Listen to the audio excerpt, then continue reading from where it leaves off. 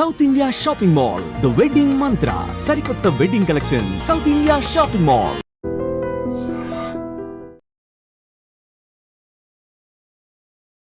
నమస్కారం, welcome to I dream.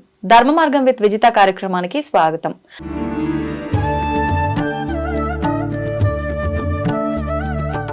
గరుడ పురాణంలో భాగంగా మనం ప్రేతకాండలోని కొన్ని టాపిక్స్ అయితే మాట్లాడుకోవడం జరిగింది. అందులో భాగంగా మనం ఈ రోజు మాట్లాడుకోబోయే సబ్జెక్ట్ ఏంటి అంటే, మనిషి చనిపోయేటప్పుడు ఆ అనుభవం ఎలా ఉంటుంది, నరక యాతన అనుభవిస్తాము అని అంటుంటారు. కొన్నిసార్లు చనిపోయినప్పుడు ఎలా ఉందో ఇప్పుడు ఆ యాతన అనుభవించాము అంటారు. నిజంగా అలాంటి యాతన అనుభవిస్తామా, అసలు ఎలా ఉంటుంది అనుభవం అనేది ఈ రోజు ఈ టాపిక్ లో మాట్లాడుకుందాం. ప్రస్తుతం మనతో పాటు ఉన్నారు వేద పండితులు శ్రీరామ్ శర్మ చిర్రావూరి గారు. ఇప్పుడు వారితో మాట్లాడి తెలుసుకుందాం.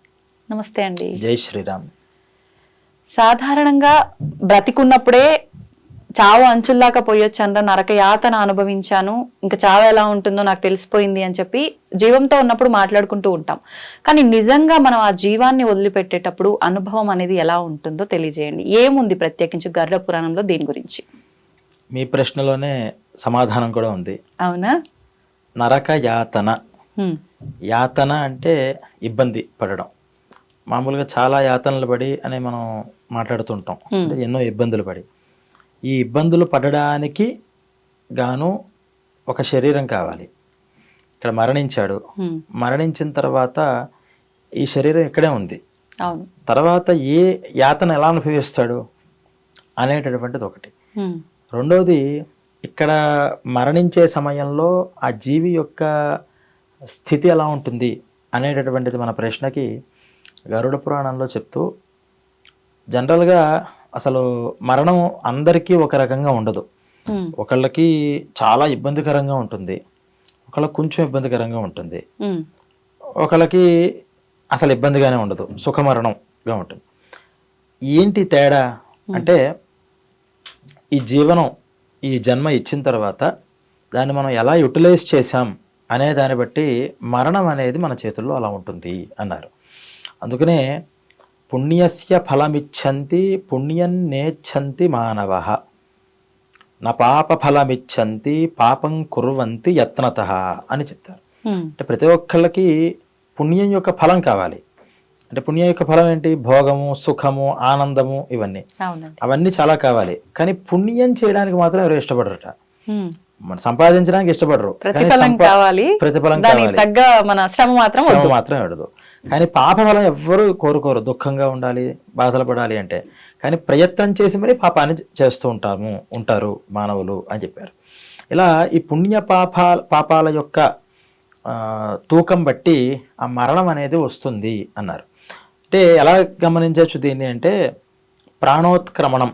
ఉత్క్రమణం అంటే లోపల నుంచి ప్రాణాన్ని బయటికి తీయడం. ప్రాణం కూడా మరి మనతో పాటు ఇంతకాలం మరి జర్నీ చేసింది కదా, అది ప్రాణం మనము అని మనం ఫీల్ అయిపోయాం. అందుకని ఆ ప్రాణం కూడా ఏంటంటే ఎక్కడో ఒకటి దాక్కుందామని శరీరంలో ఉన్నటువంటి అన్ని అవయవాలను దాక్కుంటుంది. బయటికి రావడానికి అసలు ఒక బట్టను ఒప్పుకోదు. కానీ ఈ పాప పుణ్య ఫలితాల బట్టి ఆ మృత్యువు అనేది సర్టైన్ టైంకి ఇలా డిసైడ్ అయిపోయి మనిషికి ఉంటుంది. ఇక్కడ మనకి ప్రశ్న ఏంటంటే, మృత్యువు ఫస్ట్ డిసైడ్ అయిపోతే ఇక్కడ పలానా సమయంలో ఇది వెళ్ళాలి, చెందాలి అని మరి చాలామంది మన ఆశీస్సులు 100 సంవత్సరాలు బ్రతుకు ఇలాగా ఆశీస్సులు ఇస్తుంటారు. మరి ఈ ఆశీస్సుల ఫలితం అంతా ఏమవుతుంది అని కూడా మనకి ఒక సందేహం వస్తుంది. అంటే ఫర్ ఎగ్జాంపుల్ 120 years పూర్ణ ఆయుష్ అని చెప్పారు. 120 సంవత్సరాలు పూర్ణాయుష్ అంటే ఆ సంవత్సరాల్లో మనం ఇక్కడ బ్రతకడానికి భగవంతుడు మనల్ని డిసైడ్ చేసి 120 years ఇతను భూమి మీద ఉండి ఏం చేయాలి అంటే, అంతమునుపు సంవత్సరాలలో, అంతమునుపు జన్మలలో ఈ మనిషి సంపాదించిన పుణ్యము లేక పాపాన్ని అనుభవించడానికే వస్తాడు ఇక్కడికి. ఇన్స్టాంట్ పుణ్యాన్ని అనుభవించడం కోసం ఇక్కడికి రావట్లా. చేసిన పుణ్యాన్ని, చేసిన పాపాన్ని ఇంత మనం ఫస్ట్ ఇంట్రడక్షన్ లో మాట్లాడుకున్నాం. ఆల్రెడీ నరకలోకంలోనో స్వర్గలోకంలోనో వెళ్ళిన తర్వాత అంత పుణ్యము పాపం అనుభవించేస్తే ఇక్కడ మళ్ళీ అనుభవించడానికి ఏముంటుంది అంటే, అక్కడ కూడా టైం లిమిట్ ఉంటుంది అని మనం మాట్లాడుకున్న ఈ విషయాన్ని. నరకంలో కూడా ఇక్కడ మనకు ఎలాగైతే 120 సంవత్సరాలు ఇస్తున్నారో అక్కడ కూడా ఒక సర్టైన్ టైం లిమిట్ ఉంటుంది. ఆ టైం లిమిట్ లో అనుభవించేంత పాపం అనుభవించి మిగతాది అది క్యారీ ఫార్వర్డ్ చేసుకుని ఇక్కడికి వస్తాడు. ఇక్కడ మళ్ళీ మనం కొత్త యాడాన్స్ నడుస్తూ ఉంటాయి పుణ్యపాపాల్లో. కొన్ని ఇక్కడ చేసినవి ఏంటంటే కొన్ని కర్మలు ఇన్స్టెంట్గా పుణ్యాన్ని ఇన్స్టెంట్గా పాపాన్ని ఇక్కడే ఇచ్చేస్తుంటాయి. కానీ అన్నీ అలా ఇవ్వవు, మళ్ళీ ఇది ఆ క్యారీ బ్యాగ్లో పడుతుంటుంది, మళ్ళీ ట్రావెల్ అవుతుంది. అయితే మనం ఏదైతే ఒక పుణ్యము పాపం అనే 2 బ్యాగ్స్ని తెచ్చుకుని ఇక్కడ అనుభవిద్దామని వచ్చామో, దీన్ని బేస్ చేసుకుని ఇంత ఆయుష్ వీడికి ఇలా ఉండాలి, ఇలా జరగాలి అని మొత్తం ఫిక్స్ చేసి డౌన్లోడ్ అయ్యాం. అయిన తర్వాత మనం చేసే చిన్న చిన్న తప్పిదాలు ఉంటాయి, చేయకూడని పనులు ఉంటూ ఉంటాయి. అయితే మనం దానికి కూడా మనం ఇవన్నీ ఇంట్రడక్షన్ చెప్పుకున్నాం. ఇవన్నీ విషయాలు కూడా ప్రతినిత్యం చేసేటప్పుడు ఆదివారం చేయకూడని పనులు చేస్తూ ఉండడం, తలస్నానాలు, నూనెతో వాడిన వస్తువులు, మధుమాంసాలు సేవించడం, ఈ గోళ్ళు కత్తిరించిన దగ్గర, జుట్టు కత్తిరించుకునే దగ్గర మనకు తెలియకుండా కొన్ని నిమిషాల ఆయుష్, రోజుల ఆయుష్ ఇదంతా మనం కోల్పోతూ ఉంటాం ఇవన్నీ చేయడం వల్ల. ఆ కోల్పోవడం వల్ల ఏమవుతుంది, 120 years ఆయుష్ మనకి ఇచ్చినా మనం దాన్ని మైనస్లోకి తీసుకెళ్ళిపోతున్నాం. భగవంతుడు అప్పుడు ఇచ్చిన ఆయుష్లో మనం కోల్పోతే ఆయన ఏం చేస్తాడు దాన్ని? కొంతమంది ఏం చేస్తారు, ఈ మరి ఆశీర్వచనాలు ఏం చేస్తాయంటే అలా కోల్పోయిన ఆయుష్ని మళ్ళీ పెంచుతాయి. తప్పితే దాన్ని మహామృత్యు అంటారు. ఆ మహామృత్యు అంటే 120 years అంటే 120 years, 121 కూడా వెళ్ళడానికి ఆస్కారం లేదు. ఇంకా ఎంత ఆశీర్వచనాలు చేసినా సాక్షాత్తు పరమాత్మ వచ్చినా. మరి కొంతమంది 500 సంవత్సరాలు ఇట్లా వాళ్ళ ఆయుష్ అంతవరకు ఉండొచ్చు. అంటే పూర్ణాయుష్ కన్నా నేను అంటుంది పూర్ణాయుష్ 120 years అని ఒక మనిషికి ఉంటే అంటే ఆయుష్, ఇంకా ఒకరికి 1000 years అని ఉంటే 1000 years ఉంటుంది. ఇది ఒక రూలు. అయితే ఈ రూల్ని అతిక్రమించి కూడా ఉన్న వాళ్ళు ఉన్నారు, వాళ్ళు యోగులు. వాళ్ళకి అంటే ఈ రూల్స్ అన్నీ ఎవరికి, ఈ క్యారీ ఫార్వర్డ్ చేసుకుంటూ పుణ్యపాపాలకి బద్ధులైన వాళ్ళకి, అంటే పుణ్యపాపాన్ని అనుభవించడానికి వచ్చిన వాళ్ళకి. ఎప్పుడైతే పుణ్యము పాపము రెండూ కూడా మొత్తం నశింప చేసుకుని రెండూ కూడా పరమాత్మకి ఇచ్చేసి దేనికి అంటి ముట్టనట్టు జీవనం చేస్తున్నారు, అంటే తామరాకు మీద నీటి బొట్టులాగా వ్యవహారం చేసేటటువంటి యోగులు ఎవరైతే ఉంటారో వాళ్ళకి వాళ్ళ జన్మలు కర్మలు అన్నీ వాళ్ళ అధీనంలో ఉంటాయి. వాళ్ళు ఎన్ని సంవత్సరాలు ఉండాలి అంటే అన్ని సంవత్సరాలు ఉంటారు, ఎప్పుడు మరణించాలంటే అప్పుడు మరణిస్తారు, ఎలా పుట్టాలి అనుకుంటే అలా పుడతారు, ఎక్కడ పుట్టాలి అనుకుంటే అక్కడ కూడా పుడుతుంటారు. అందుకని వాళ్ళ చేతిలోనే అంత వాళ్ళ, ఎందుకంటే కర్మకి వాళ్ళు బద్ధులు కాలేదు. ఎక్కడ రాగద్వేషాలు లేవు, ఈర్ష్యాసూయలు లేవు, పుణ్యము పాపము ఏమీ లేవు, అంతా క్లియర్. వాళ్ళు ఎందుకు అంటే లోకాన్ని క్షేమంగా ఉంచడం కోసం మాత్రమే వాళ్ళు ఆయా కర్మలు జన్మలు తీసుకుంటూ ఉంటారు. మనం ఎందుకు బ్రతుకుతున్నాం అంటే నా కోసం, నా కుటుంబం కోసం, నా ఇష్టం కోసం అంటాం. కానీ వాళ్ళు ఎందుకు బ్రతుకుతున్నారు అంటే లోకం కోసం వాళ్ళు జీవన చేస్తుంటారు. అందుకనే వాళ్ళని మహానుభావులు అన్నారు. ఇలా ఈ పుణ్య పాప జన్మలలో మరణం అనేటటువంటిది ఎప్పుడు ఆ సర్టైన్ టైంకి ఏదైతే మనకు చెప్పబడిందో అప్పుడు ఖచ్చితంగా వచ్చేస్తుంది. ఆ వచ్చే ఘడియలు ఎలా ఉంటాయి అని మన గరుడ పురాణంలో చెప్తారంటే, శరీరం అంతా ఫస్ట్ పటుత్వాన్ని, అంటే నేను అంటుంది నార్మల్ డెత్, యాక్సిడెంటల్ డెత్ విషయం అది వేరేది. నార్మల్ డెత్ జరిగేవాడికి శరీరం యొక్క పటుత్వం, అంటే దీంట్లో ఉన్నటువంటి బలం అంతా కూడా తగ్గిపోతూ ఉంటుంది, బుద్ధి మందగిస్తూ ఉంటుంది. ఈ సమయంలో యమభటులు ఇంకా అంత్య సమయం వచ్చింది అని తెలిసిన వెంటనే ఇద్దరు వచ్చి పక్కనే కూర్చుంటారు. ఆ ఇద్దరు ఆ మరణిస్తున్న వ్యక్తికి మాత్రమే కనిపిస్తారు అంటుంది.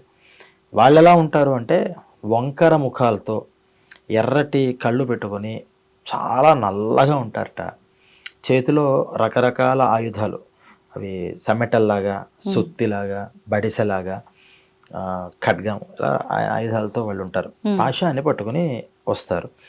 వాళ్ళు ఎలా అంటే పళ్ళు కొరుకుతూ చాలా కోపంగా అసహ్యంగా నీలాంటి పాపాత్ముడిని తీసుకెళ్ళడానికి వచ్చాను నేను అని ఎవరైతే మహాపాపి మరణిస్తాడో వాడి దగ్గరికి వచ్చి చాలా కోపంగా చూస్తారట. అంటే వాళ్ళ యమభటులైనా ఈ పాపిని తీసుకెళ్లాలంటే వాళ్ళకు కూడా చిరాకు, వాళ్ళకి అంత జుగుప్సలా కనిపిస్తుంది. తప్పట్లేదు, మాకేదో డ్యూటీ కాబట్టి వస్తున్నామని వాళ్ళకు ఉన్నటువంటి ఆ ఫ్రస్ట్రేషన్ అంతా కూడా వీడి మీద చూపిస్తుంటారు.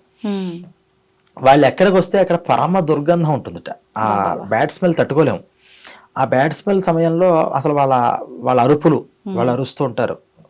ఆ అరుపులు చూసి ఇంకొంచెం భయకంపితులై అప్పటిదాకా భయపెట్టడానికి, ఈ జీవి చూస్తేనే వాళ్ళకి, అంటే పాపిని చూసినా అసహ్యించుకునేంత పరిస్థితుల్లో వాళ్ళు ఉంటారు.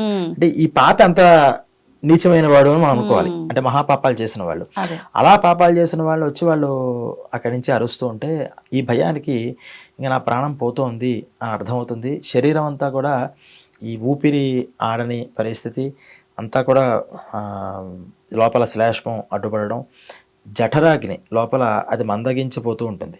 ఆ అగ్ని సక్రమంగా ఉంటే మనం బాగానే ఉంటాం. అది మందగించిపోతున్నప్పుడు శరీరంలో ఉన్నటువంటి మార్పులు, రకరకాల ద్రవాలన్నీ లోపల వస్తూ ఉంటాయి. ఇలా ఉన్న తరుణంలో ఈ ప్రాణం ఏం చేస్తుందంటే, అమ్మ వీళ్ళు వచ్చారు, మనం ఎక్కడో ఒకటి దాక్కోవాలి అని సెల్ఫ్ డిఫెన్స్ జరుగుతూ ఉంటుంది.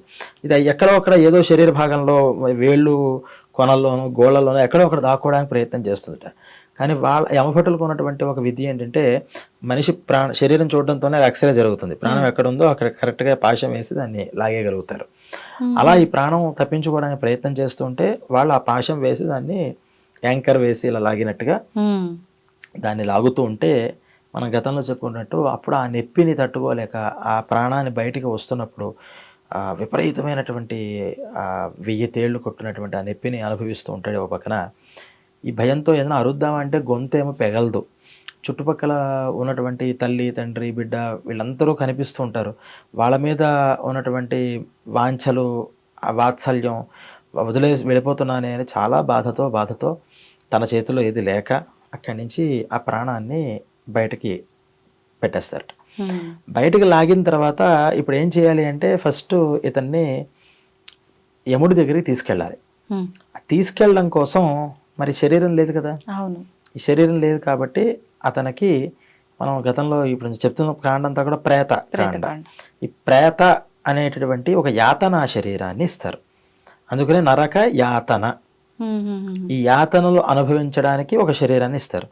అసలు బయటకి తీసేసిన వాడు ఎంత ఉంటాడో, ఆ యాతనా శరీరం ఎంత ఉంటుంది అంటే కరెక్ట్గా ఎంత ఉంటుంది, అంగుష్టం అంత ఉంటుంది అంతే. ఈ అంగుష్టం అంత ఉన్న శరీరాన్ని తీసుకొచ్చి దాంట్లోకి ఈ జీవిని పెట్టి దాన్ని పాశాలతో కట్టి లాక్కుపోతూ ఉంటారట పైకి. ఈ యాతనా శరీరాన్ని పైకి యమధర్మరాజు దగ్గరికి తీసుకెళ్తూ మధ్యలో అనేక రకాలైనటువంటి భయాలు పెడతారు. నీకు భూమి మీద జన్మిచ్చారు, నువ్వు ఏ రకమైనటువంటి పుణ్యకర్మలు చేయలేదు, పాపకర్మలే చేసుకుంటూ వెళ్ళావు ఇక్కడ, నువ్వు నీకు ముందుంది ముసళ్ళ పండగ అని యముడి దగ్గరికి తీసుకెళ్ళి ఈ పుణ్య పాపాలన్నీ కూడా యముడి దగ్గర విచారణ చేస్తారట. ఇది ఎంతసేపు పడుతుందండి ఇదంతా అంటే 6 గడియలు లేక 4 గడియలు, మినిమం 4 గడియలు లేదా 6 గడియలు. గడియ అంటే 24 minutes, ఓకే, మ్యాక్సిమం 2 hours కూడా ఉండదు అంతే. ఇదంతా కూడా ఈ ప్రాణం వెళ్ళిన తర్వాత టక్మని ఇక్కడి నుంచి అక్కడికి తీసుకెళ్ళి ఈ లోపల ఇవన్నీ చూపిస్తారు. యముడి దగ్గర పలానా శిక్షలు ఇతనికి వేయాలి అని చెప్పడంతోనే తీసుకొచ్చి మళ్ళీ కిందకి తీసుకొస్తాడు, భూమిపైకి. మళ్ళీ ఆ యాతనా శరీరంతోనే అతను అక్కడ సంచరిస్తూ ఉంటాడట. దాన్నే మనం ప్రేత అంటాం. అందుకని అంటే ఈ సమయంలో ఈ భూమి మీద పెట్టేటటువంటి 6 స్థానాలలో పిండ ప్రదానాలు చేయమన్నారు. ఈ కర్మలలో ఒక్కొక్క రోజు చేసేటటువంటి పిండ ప్రదానంతో ఆ యాతనా శరీరం ఉన్నటువంటి ఆ జీవి ఒక్కొక్క రోజు తలకాయ, కాళ్ళు, చేతులు అలా ఒక్కొక్క పిండం వల్ల ఒక్కొక్క అవయవాన్ని పొందుతూ ఈ దశదిన కర్మలలో ఒక 3 శరీరాన్ని పొందుతట. ఈ 3 శరీరం వస్తేనే ఆ పాపకర్మలన్నీ అనుభవించడానికి, నరకలోకంలో శిక్షలు పొందడానికి అతనికి ఒక అర్హత వస్తుంది. ఆ చిన్న యాతనా శరీరంతో అనుభవాన్ని ఇలా జరగబోతోంది అని యమదర్శనం మాత్రమే జరుగుతుంది అని మనకి గరుడ పురాణంలో చెప్తారు. ఇలా ఈ 10 రోజులలో చేసేటటువంటి ఈ కర్మల వల్ల ఇక్కడి నుంచి బయలుదేరి తర్వాత నరకాన్ని అనుభవిస్తారు.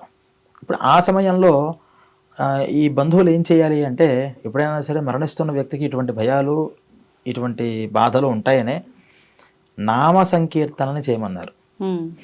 చివరి రోజులు వచ్చాయి అంటే ముందర మనం మనం ఏడవకూడదుట. ఎందుకంటే పోయేవాళ్ళు ఏడుస్తుంటే వీళ్ళ బాధ ఇంకా పెరుగుతూ ఉంటుంది.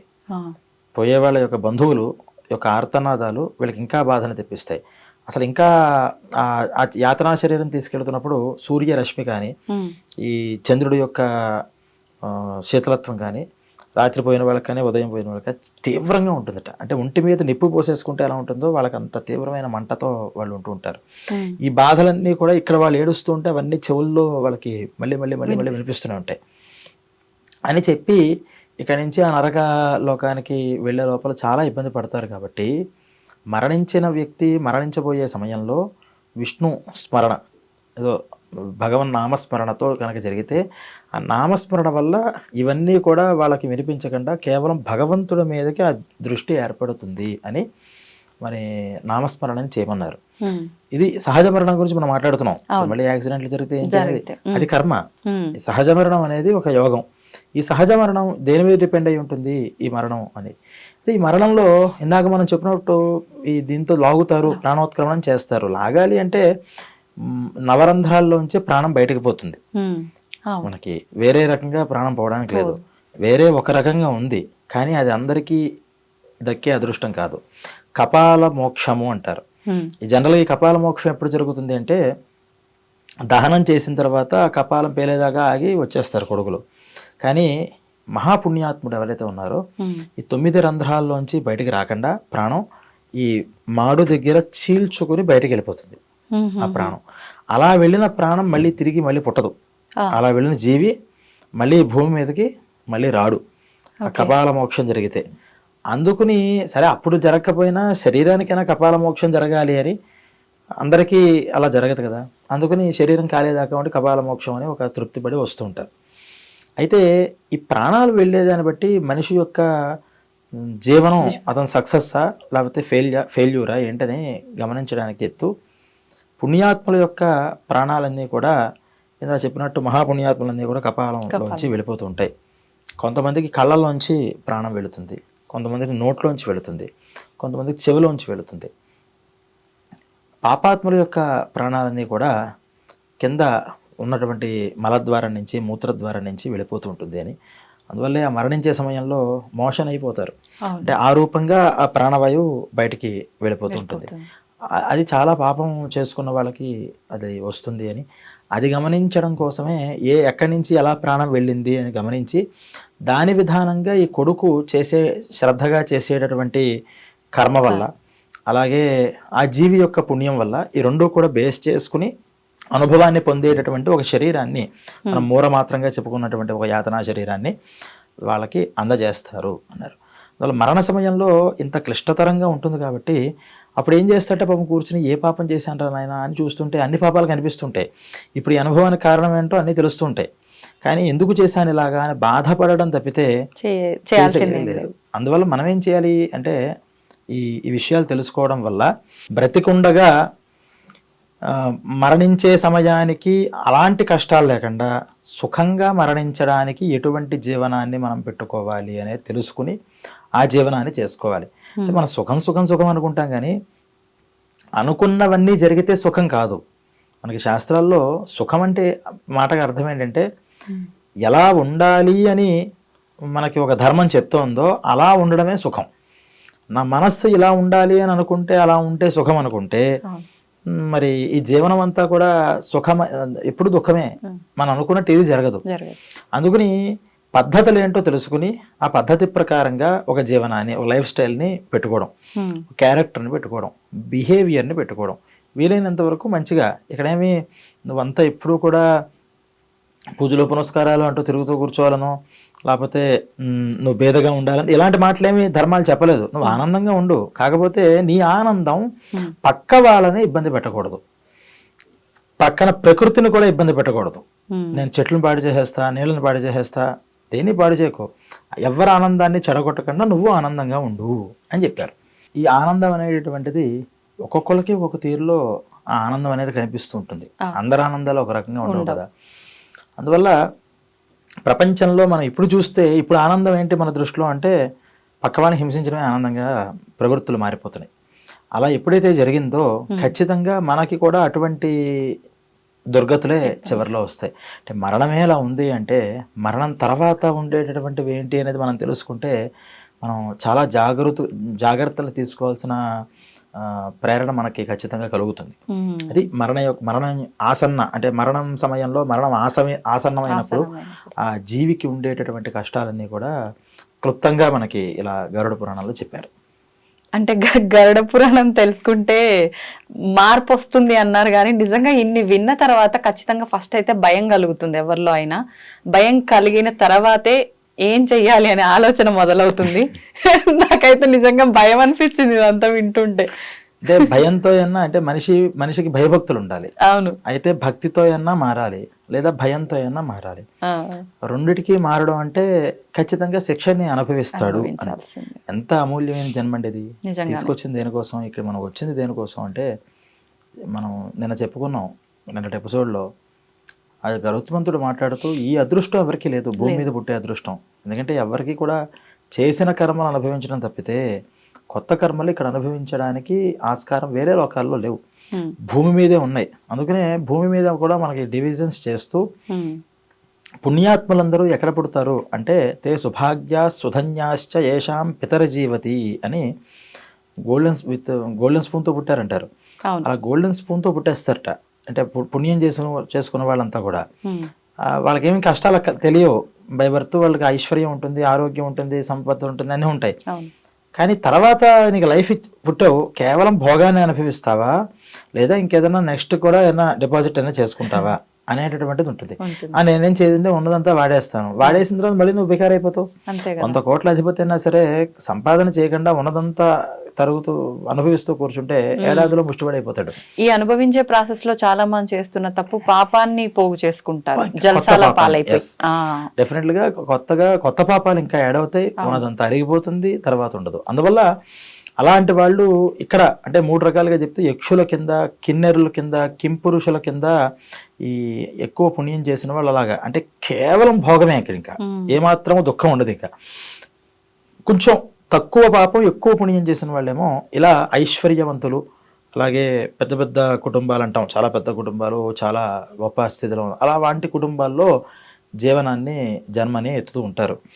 మరి ఈ పుణ్యవంతులు ఏమవుతారు అంటే, వీళ్ళంతా కూడా ఇక్కడ ఇంకో ప్రశ్న ఉంది. పుణ్యంలో కూడా 2 రకాలు ఉన్నాయి. ఒకటి భోగాన్ని అనుభవించాలి అని చేసే పుణ్యం, ఒకటి నేను అసలు ఈ పుట్టుక, ఈ మరణం అనేటటువంటి సైకిల్ నుంచి బయటికి రావాలి నేను అని జ్ఞానం ఉంటాం కదా, ఆ జ్ఞానం కోసం చేసే పుణ్యం.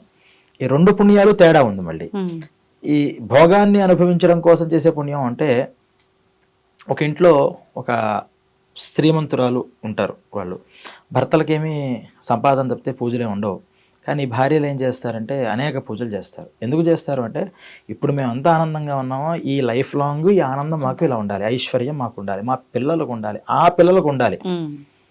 ఇంకొంచెం అప్డేట్ అయిన వాళ్ళు ఏం చేస్తారు, నెక్స్ట్ జన్మలో కూడా మేము ఇలాగే ఉండాలి, మాకు ఇలాంటి జన్మే రావాలి, మేము ఎందుకంటే మేము సౌఖ్యంగా ఉన్నాము అని కోరుకునే పుణ్యం. అంటే వీళ్ళ పుణ్యకర్మ అంతా దేనికోసం ఉంది, సుఖం, భోగాన్ని అనుభవించడం కోసం ఉంది. అది తప్ప అంటే కాదు, అదొక రకమైన మైండ్ సెట్. ఇంకో రకమైన పుణ్యాత్ములు ఏం చేస్తారు, వాళ్ళు ఏ పుణ్యం కర్మ చేస్తున్నా ఈ పుణ్యకర్మ యొక్క ప్రభావం మాకు ఇంకో జన్మ లేకుండా చేయాలి, జన్మరాహిత్యాన్ని తీసుకుని రావాలి. ఎన్నో పాపాలు చేశాం కదా, ఈ పుణ్యకర్మ ఆ పాపాన్ని తొలగించాలి. అప్పుడు అలా ఆటోమేటిక్గా ఈ పుణ్యం ఆ పాపాన్ని తొలగిస్తూ ఉంటే 2 మైనస్ అయిపోతూ ఉంటాయి అని చేస్తారు. ఇప్పుడు భగవంతుడు ఎంత వైచిత్రి ఉందంటే భగవంతుడికి, ఇప్పుడు ఇందాక ఫస్ట్ కేటగిరీ పీపుల్ ఎవరైతే భోగం కోసం పుణ్యం చేస్తున్నారో వాళ్ళని ఇలా ధనవంతులు, శ్రీమంతులు, ఒక పలుకుబడి ఉన్న వాళ్ళ కుటుంబాల్లో పుట్టిస్తారట. మరి వీళ్ళు పుణ్యమే చేశారు కదా, మరి వీళ్ళలా పుడతారా అంటే పుట్టారు. వీళ్ళలా పుడతారు అంటే సాత్విక జీవనం, దైవపరంగా ఆలోచనలు చేసుకుంటూ, ఓ దైవారాధన, క్షేత్రాలు, తీర్థాలు అక్కడక్కడ ఉండేలాగా, ఎల్లప్పుడూ అంటే ఉదయం లేచినప్పటి నుంచి రాత్రి దాకా వేరే అవకేషన్ లేకుండా దేవుడితోనే కాంటాక్ట్ అయ్యేటటువంటి జన్మలు, అలా ఈ పుణ్యాత్మను పుట్టిస్తారట. వీళ్ళకేమో డబ్బు ఉండదు. మరి డబ్బే సుఖం అంటే కాదు, పుణ్యం ఇచ్చేది డబ్బేనా అంటే కాదు. వీడు ఈ దృష్టితో ఉన్నాడు కాబట్టి వాడికి అది కావాల్సిన జన్మని ఇస్తాడు, వాళ్ళు ఆ దృష్టితో ఉన్నారు కాబట్టి ఆ జన్మని వాళ్ళకి ఇస్తూ ఉంటారు. ఇలా పుణ్య పాపాలను రెండింటిని ఇస్తారు. అంటే మనం ఇవన్నీ తెలుసుకోవడం వల్ల ఏమవుతుంది అంటే, ఓ ఇలా ఈ రకంగా మనకు ఉంది కాబట్టి అసలు మనం ఏ కేటగిరీకి చెందిన వాళ్ళం, అసలు మన గోల్ ఏంటి, మనం ఇప్పుడు వచ్చిన తర్వాత మనం చేయాల్సింది ఏంటి, ఈ అవకాశం మళ్ళీ ఇంకోసారి వస్తుందా అంటే రాదు. ఒకసారి రావడమే కష్టం. ఇది ఎన్నో జన్మలు ఎత్తితేనే లభిస్తుంది మానవ జన్మ. ఇది మనం సక్రమంగా యూటిలైజ్ చేసుకో, అనుభవించు. తప్పుగా అంటే సుఖాన్ని అనుభవించడానికి రకరకాల, ప్రతి దగ్గర గుడ్ ఆర్ బ్యాడ్ ఉంటుంది కదా, ప్రతి దగ్గర ప్రతి విషయంలోనూ ఉంటుంది. ఆహారాన్ని స్వీకరించే దగ్గర నుంచి, ఒక సినిమాని చూసే దగ్గర నుంచి, లేదా ఒక గేమ్ ఆడే దగ్గర నుంచి, ప్రతి దగ్గర కూడా గుడ్ వేలో వెళ్ళి నీ సుఖాన్ని అనుభవించు. బ్యాడ్ వేలో బాగా అలవాటు పడిపోయింది మనస్సు, నాకు అలా వెళ్ళాలనిపిస్తుంది అంటే దాన్ని కంట్రోల్ చేసుకో. కంట్రోలింగ్ అనేది ఇప్పుడు అసలు మనకి మన పిల్లల దగ్గర నుంచి మనం నేర్పించట్లా. అడిగితే అడిగినట్టు దాన్ని చేయడం. పూర్వం అడిగిన దాన్ని మంచి అయితే చేసేవారు, లేకపోతే ససేమిరా కాదని చెప్పేవారు. మరి ఇప్పుడు మనం ఎంతమంది పిల్లలకి నో అని చెప్పగలుగుతున్నాం? లేదు, నో అనే పదమే లేదు. వాళ్ళు ఏం అడిగితే నేను చేయడం, అంతా వాళ్ళ సుఖం చేయడం. ఇంకా మనం మన స్వార్థానికి వాళ్ళకే ముందుగా ఇది చేస్తే ఇది ఇస్తారా నీకు, పాస్ అయ్యావంటే ఇది కొనిస్తారా నీకు, మనం లంచాలు అలవాటు చేస్తున్నాం. అంటే రాను రాను ఈ కలియుగం యొక్క పరిస్థితి పుట్టుక నుంచి పెంపకం నుంచి అన్ని దానికి అనుగుణంగా మారినప్పుడు అసలు పుణ్యం గురించి పాపం గురించి ఇప్పుడు చెప్తే ఎవరు వినే పరిస్థితిలో ఉంది? అంటే అసలు వినే పరిస్థితే లేదు. కానీ అంత మాత్రాన్ని ఇది అబద్ధమా అంటే మనకు కనిపిస్తుందిగా, ప్రతి విషయంలోనూ మనం అనుభవిస్తున్నాం. ప్రతి విషయంలోనూ అంటే ప్రతి యాక్షన్ కి రియాక్షన్ ఉంటుంది అనే విషయం అందరూ ఒప్పుకోవాల్సిందే. మరి మనం చేస్తున్న ఈ పాపం అనే యాక్షన్ కి రియాక్షన్ ఎలా ఉంటుంది? ఎక్కడ అనుభవిస్తామండి అంత అంటే, ఇక్కడ అన్ని అనుభవిస్తే ఆల్రెడీ చేసిన దాని అనుభవం ఎక్కడిది? ఆల్రెడీ చేసి అనుభవించడానికి వచ్చావు, ఫస్ట్ ప్రయారిటీ దాని మీదే ఉంటుంది. ఇప్పుడు యాడ్ అవుతుంది తప్పితే ఇమీడియట్ రాదు. అందుకనే గుడ్ చేసి మేము అన్ని పాపాలు చాలా చేస్తున్నారని వాళ్ళకి ఏం అవ్వట్లేదు అని మనం అనుకుంటూ ఉంటాం చాలా మందిని చూసి. ఏం అవ్వట్లేదు అంటే ఇది ఇమీడియట్ దీన్ని అనుభవించడానికి వస్తే ఆల్రెడీ ఏది అనుభవించాలని ఇక్కడికి వచ్చాడో అది మళ్ళీ ఫార్వర్డ్ అయిపోతుంది. అది ఎప్పుడు కూడా దాన్ని ఏమంటారు అంటే ఆగామి, సంచితం, ప్రారబ్ధము అని 3 రకాలు పాపాలు. ఈ పాపమైనా పుణ్యమైనా ఈ ఆగామిక ఈ సంచితం ఏదైతే ఉందో ఆ సంచితాన్ని ప్రారబ్ధాన్ని అనుభవించడం కోసం వస్తారు. ప్రారబ్ధాన్ని డెఫినెట్లీ అనుభవించాల్సిందే. అది వేరే రకంగా నేను పుణ్యాలు చేశాను, ప్రాయశ్చిత్తాలు చేశాను అంటే ప్రారబ్ధం పోదు. దానికి ప్రయారిటీ ఇస్తారు. అంటే గత జన్మల్లో చేసినటువంటి పాప పుణ్యాలు అనుభవమే ఇప్పుడు ప్రయారిటీ. అందువల్ల ఇప్పుడు నేను చాలా పాపాలు చేశాను అయినా నేను సుఖంగా ఉన్నాను అంటే ఇప్పుడు చేసిన దానికి ఎఫెక్ట్ ఇమీడియట్ ఇప్పుడు నీకు రాదు. ఇది మళ్ళీ నెక్స్ట్ నీకు ట్రాన్స్ఫర్ అవుతుంది. ఆల్రెడీ చేసింది ఇప్పుడు అనుభవిస్తున్నావు కాబట్టి ఇన్ని పాపాలు చేసినా నీ పుణ్యాన్ని అనుభవించే టైం స్పేస్ లో ఇప్పుడు ఉన్నావు కాబట్టి పుణ్యాన్ని అనుభవిస్తావు. కొంతమంది ఎన్నో పుణ్యాలు చేస్తారు కానీ దుఃఖాలు అనుభవిస్తూ ఉంటారు. ఇన్ని కష్టాలు, మేము ఎన్ని పూజలు చేస్తున్నాం అండి, కనిపించిన ప్రతి ఒక్కరికి మా ఆయన ఎప్పుడు ఎవరికి ఇది కాదనకుండా ఎంతో హెల్ప్ చేశాడు. కానీ అతి తక్కువ కాలంలో ఆయనకి ఎంతో అనారోగ్యాలు తీసుకొచ్చి భగవంతుడు తీసుకెళ్ళిపోయాడు. ఎందుకు ఇది జరిగింది అని అంటే అతను లైఫ్ స్పాన్ అంతే ఉంది. ఆ లైఫ్ స్పాన్ లో అతను చాలా గొప్పగా యూటిలైజ్ చేసుకున్నాడు దాన్ని. అంటే ఇన్ని పుణ్యాలు మనకు కనిపిస్తున్నాయి కదా, మనకు కనిపించే ఇన్ని పుణ్యాలు కూడా ఆయన ఆ లైఫ్ స్పాన్ లో చేసేసాడు. అంటే నెక్స్ట్ జన్మకి మళ్ళీ యాడ్ చేసేసుకుని వెళ్ళిపోయాడు. మనకు అది బాధగా ఉంటుంది, సగంలో వెళ్ళిపోయాడే, ఇన్ని కష్టాలు పడ్డాడే, శారీరకంగా కష్టాలు పడ్డాడే అని. ఈ కష్టాలు ఈ పుణ్యం ఎఫెక్ట్ వల్ల ఆ కష్టాలు పోతాయి అని మనం అనుకోకూడదు. పడాలి అని ఏదైతే ఒక పాపాన్ని తీసుకొచ్చామో ఆ పాపంతో ఆ మరణ సమయంలో ఆ కష్టాలు అనుభవిస్తున్నాడు, అక్కడితో అకౌంట్ క్లోజ్. ఈ కొత్తగా అతను ఎర్న్ చేసిన ఈ పుణ్యం భారీ స్థాయిలో ఉంది కాబట్టి ఖచ్చితంగా అతనికి మళ్ళీ ఉత్తమమైనటువంటి గతులు లభిస్తాయి అని ఈ పాప పుణ్యము అనేటటువంటి ఒక కాన్సెప్ట్ ని బలంగా మన చిన్నప్పటి నుంచి మనకి భారతదేశంలో నాటారు. ఇప్పుడు నాటే పరిస్థితి ఎక్కడ? అసలు అంత నాటే ఫార్మింగ్ చేసే అంత తీరిక మొదటి తల్లిదండ్రులకు ఉందా? లేదు, పిల్లలకు అసలు లేదు. చెప్పినా ఇది చిన్నప్పటి నుంచి రావాల్సిన విషయాలు. ప్రతి దగ్గర కూడా అలా చేయకూడదు, ఇలా చేస్తే ఇది మన పళ్ళు దగ్గర నుంచి కూడా పళ్ళు కడిగి ఇవ్వకూడదు, కడిగి ఇవ్వాలి, ఊరికి అలా ఇవ్వకూడదు, కడగాలి, కడిగి ఇవ్వకపోతే నీకు ఇలా వస్తుంది, ఫలానా దోషం వస్తుంది, ఫలానా దోషం, ప్రతి దగ్గర దోషం చెప్పేవారు. రాత్రిపూట తల దువ్వుకోకూడదు, దువ్వుకుంటే నీకు ఫలానా దోషం. అంటే ఇప్పుడు ఎందుకు చేయాలి, ఎలా ప్రూవ్ చేయి అనేటటువంటి ఒక క్వశ్చనింగ్ వస్తుంది. అన్నీ మనకి ప్రూవ్ అవ్వవు. ఎందుకు అవ్వవు అంటే ఇన్స్టాంట్ గా ఇప్పుడు కరెంట్ ఇలా ముట్టుకుంటే షాక్ ఇప్పుడే కొడుతుంది తప్పితే అది అది కొన్ని సంవత్సరాల తర్వాత కొన్ని నెలల తర్వాత కొట్టదు, అది ఇన్స్టాంట్. కానీ ఈ పాప పుణ్యాలు అనే కాన్సెప్ట్ ఏంటంటే ఆల్రెడీ మనం మోసుకొచ్చిన వాటిని అనుభవించే తరుణంలో ఉన్నాం. అదే డౌన్లోడ్ అవుతూ ఉంటుంది. కొత్తగా యాడ్ అవుతుంది. కొన్ని సివియర్ పాపాలు ఉంటాయి, కొన్ని అంటే ఎలా చెప్పాలి అంటే ఒక సర్పం, దేవతా సర్పం, చాలా గొప్ప సర్పం అది. ఆ సర్పాన్ని మనం చంపేసాం. ఆ చంపిన యొక్క తీవ్రత అంటే ఇంటెన్షన్ దాన్ని చంపావా, లేకపోతే ఏదో ప్రమాదవశాలు చంపావా, సరే చంపుతుంటే ఒక దెబ్బ ఏంటారు అన్నవా అనే దాన్ని బేస్ చేసుకుని ఆ పాపం అనేది ఒక తీవ్రతరంగా వస్తుంది. తీవ్రతరంగా వచ్చినప్పుడు ఈ పాపం కొన్ని లక్షల జన్మలు వెళ్ళాలన్నా సరిపోదు. కొన్ని లక్షల జన్మలు మనం ఎత్తినా ఈ పాపమే అనుభవించాలి, అంత సివియర్గా ఉంది ఆ పాపం. అప్పుడు ఏమవుతుంది, మనం ఒక బాటిల్లో నీళ్ళు పోసి ఇంకా ఇంకా ఇంకా ఇంకా నీళ్ళు పోసేస్తుంటే బాటిల్లోంచి అది పక్కకి బయటకు వచ్చి ఆ పక్కకి ఎలాగైతే పడుతుందో, ఈ వంశంలో మనం చేసిన ఈ పాపం కూడా మనకే కాకుండా వంశంలో ఉన్నటువంటి వాళ్ళందరికీ సంక్రమిస్తూ ఉంటుంది. అది సంక్రాంతి దోషం అంటారు. వంశపారంపరంగా వస్తోంది మీకు ఈ దోషం అంటాం కదా, అదే తీవ్రంగా చేసేశారు. అంటే వాళ్ళు అనుభవించాలంటే ఎన్ని జన్మలైనా సరిపోదు. అటువంటిది అందరూ షేర్ చేసుకుంటారు. రక్త మాంసాలు, ఆస్తులు ఎలాగైతే కింద వాళ్ళు షేర్ చేసుకుంటున్నారో అటువంటి పాపాన్ని షేర్ చేసుకోవడానికి పెడతారు. అయినా సరే ఇప్పుడు మనం ఇందాక చెప్పినట్టు కింద వాళ్ళకే వెళుతోంది అంటే ఈ జన్మలో కూడా కొన్ని అనుభవించాల్సి వస్తుంది. అలా కొన్ని అనుభవాలు ఆ పాపం వల్ల కొన్ని వస్తాయి. తప్పితే నేను అలా ఏదో సర్ప చేశానండి, నాకు పిల్లలు లేకుండా పోయారు, అలా పిల్లలు సడన్గా అర్ధాంతరంగా పోయాడు అనుకుంటాడు. దానికి ఇది మాత్రమే కాదు, ఇది కూడా దాంట్లో చిన్న దోషం. కానీ దానివల్ల వచ్చే పరిణామాలు చాలా ఇంకా తర్వాత జన్మలో అనుభవించాల్సి ఉంది. మరి వీటి అన్నిటికీ ఎలా పోతుంది? అది కూడా ఈ మానవ జన్మలోనే. అంటే ఆ పాపాన్ని పోగొట్టుకుంటే మార్గాన్ని కూడా ఇక్కడే చూపించారు. ఈ పాపాన్ని పోగొట్టుకోవాలంటే ముందర అహంకారం, అందుకనే లైఫ్ స్టైల్ మారాలి అని చెప్పిన కారణం ఏంటంటే అహంకారం లేని వాడికి పాపాలు అంటాం. అహంకారం వల్లే పాపాలన్నీ కూడా మన దగ్గరికి చేరుతూ ఉంటాయి. పుణ్యమైనా దానివల్లే చేరుతుంది, పాపమైనా దానివల్లే చేరుతుంది. అందుకని చాలా వినమ్రతతో వినయం అనేటటువంటిది ఫస్ట్ బేసిక్ క్వాలిఫికేషన్స్. ఈ బేసిక్ క్వాలిఫికేషన్స్ వల్ల ఈ అహం నేను చేస్తున్నాను, నా వల్ల జరుగుతోంది అనేటటువంటి ఇంటెన్షన్ మైండ్లోంచి పోతే పాపం కానీ పుణ్యం కానీ రెండు తనకే అంటావు. అలా ఇక్కడ జీవించగలగాలి తెలివిగా. తప్పితే నేను ఏదైనా అన్ని పుణ్యాలే చేస్తానంటే దానికి చెప్తారు ఎన్ని రకాల పాపాలు అంటే కూర తరిగితే కూడా దానివల్ల చాలా జీవహింస జరుగుతుంది. పొయ్యి వెలిగిస్తాం, ఆ బ్యాక్టీరియా ఉంటుంది, అది అంటుకుపోతుంది, అది పాపమే. ఇల్లు ఊడ్చేటప్పుడు ఎన్ని జీవరాశులు పోతాయి మన కంటికి కనిపించినవి. పాపం చేయకుండా ఏ మనిషి మాట్లాడితే పాపం. అందుకనే కొన్ని మతాల వాళ్ళు మూతికి గొడ్డ అడ్డు పెట్టుకుని కూడా మాట్లాడుతూ ఉంటారు. కానీ ఇలా మాట్లాడుతూ ఉంటే కొన్ని జీవరాశుల మధ్యలో ఉన్నట్టు చచ్చిపోతుంటాయి. అంటే ఇంత జీవహింసే, మరి దీనివల్ల పాపం రావట్లేదా? అందువల్ల ఈ అల్ప పాపాలు అంటే నువ్వు బ్రతకడానికి, నువ్వు ఒక పుణ్యకర్మ చేయడానికి చిన్న వాటికి ఇక్కడే ప్రాయశ్చిత్తం అవుతాయి. అంటే మనం ఈ ఇంటెన్షనల్లీ మనం దీన్ని చంపుదామని మాట్లాడతాం. మనం ఒక నా జన్మని నేను సార్థకత్వం చేసుకోవడం కోసం నేను జీవించాలంటే మరి నేను భోజనం చేయాలి కదా.